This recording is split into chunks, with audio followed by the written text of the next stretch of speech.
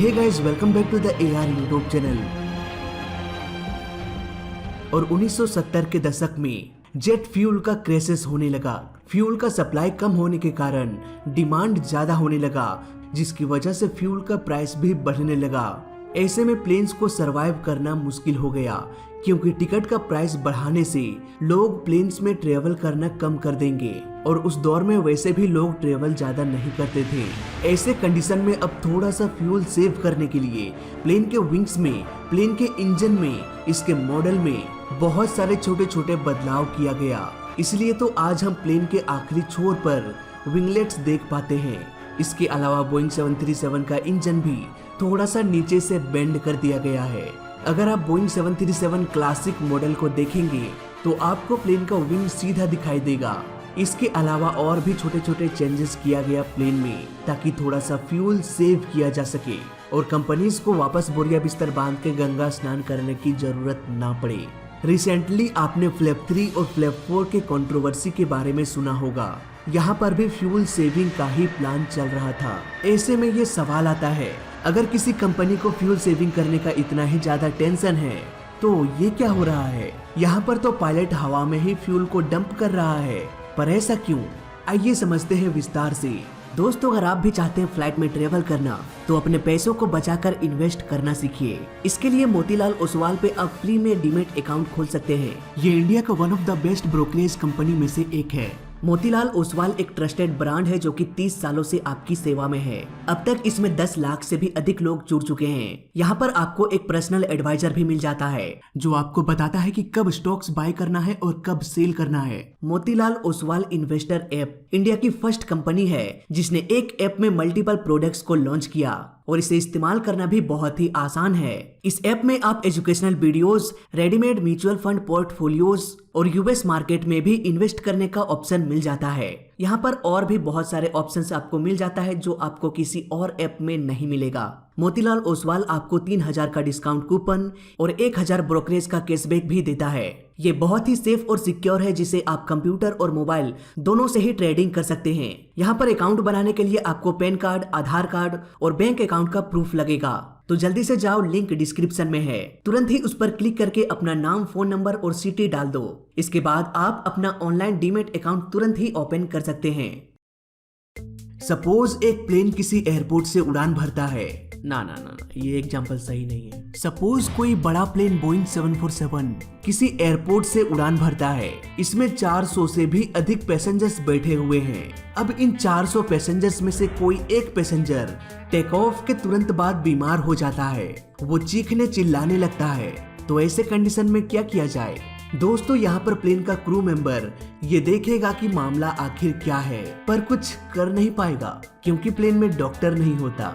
ऐसे केस में पैसेंजर्स का ही हेल्प लिया जाता है।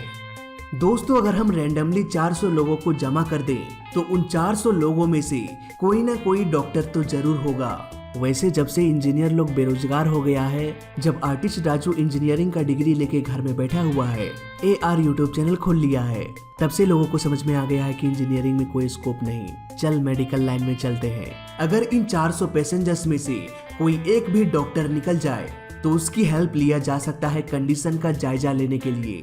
अगर सिचुएशन सीरियस हो तो प्लेन को वापस उसी एयरपोर्ट में या फिर आसपास के कोई भी एयरपोर्ट में प्लेन लैंड कर सकता है, लेकिन ऐसा करने के लिए प्लेन को फ्यूल डंप करना पड़ेगा। हालांकि यहाँ पर सीरियस कंडीशन कुछ भी हो सकता है। अचानक से कोई बीमार हो गया, या किसी तरह से प्लेन में कोई टेक्निकल फेलियर हो गया, या फिर प्लेन के कैबिन में कोई टेररिस्ट घुस आया।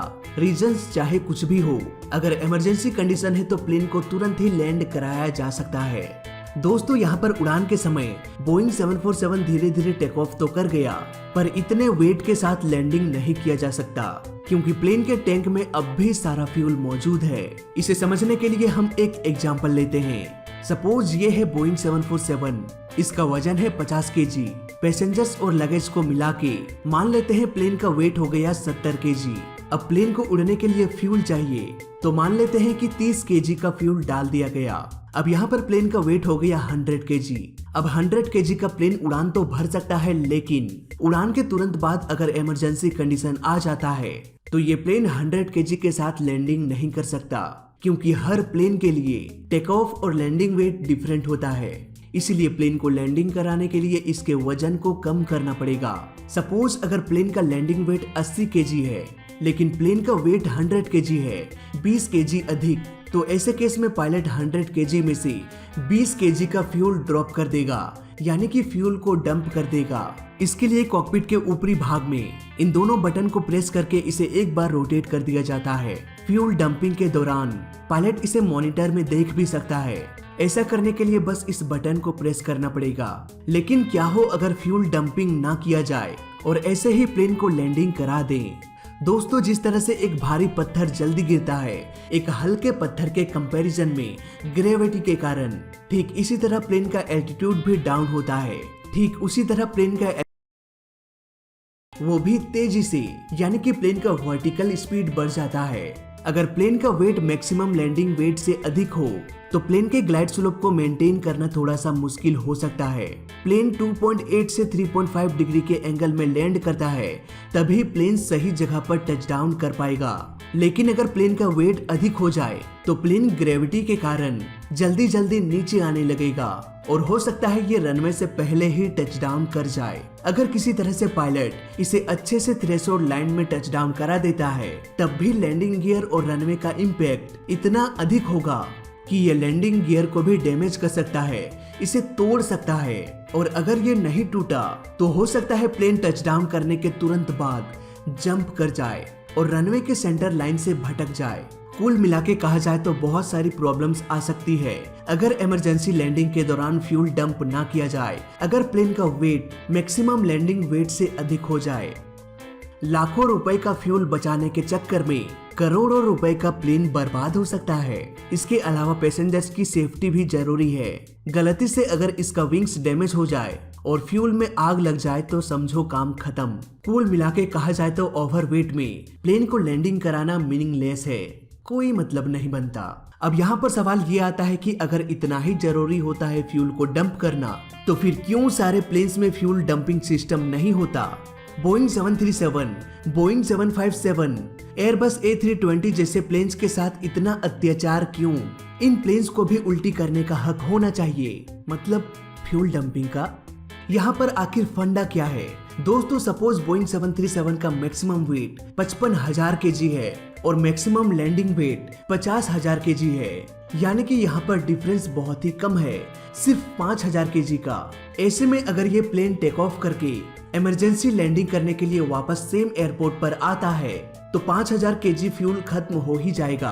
और अगर सपोज नहीं हुआ तो एक बार ये गो अराउंड भी कर सकता है। इसके बाद प्लेन का फ्यूल बर्न होने के बाद प्लेन का वजन भी कम होके मैक्सिमम लैंडिंग वेट के बराबर आ जाएगा। इसके बाद ये आसानी से लैंडिंग कर सकता है।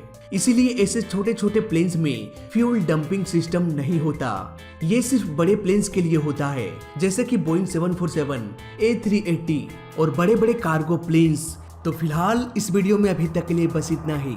वीडियो अच्छा लगा तो लाइक कर देना, बुरा लगा तो डिसलाइक कर देना और दोनों ही केस में चैनल को सब्सक्राइब कर देना, क्योंकि इस चैनल में सीखने के लिए बहुत कुछ है। तो मैं मिलता हूँ आपसे अगली वीडियो में, तब तक के लिए देखते रहिए और सीखते रहिए। जय हिंद, वंदे मातरम।